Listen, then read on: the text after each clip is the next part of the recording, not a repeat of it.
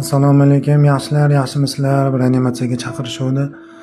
Og'ir bemor bor ko'rib bering deb, mana biz ularni doppler qilganimizda juda ayanchli bir eng xavfli bir kasallik, yomon kasallik turum turibdi qaranglar.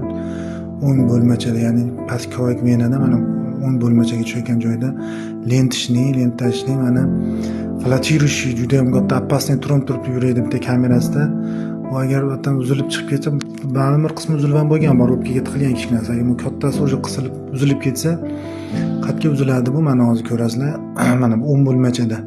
10 bo'lmachadagi bu tromb lentovidniy 10 qorinchaga tushadi.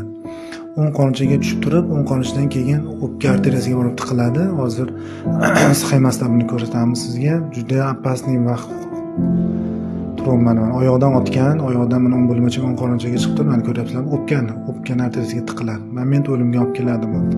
Sog' bo'ling, salomat bo'ling. Videoga bitta like bosasiz.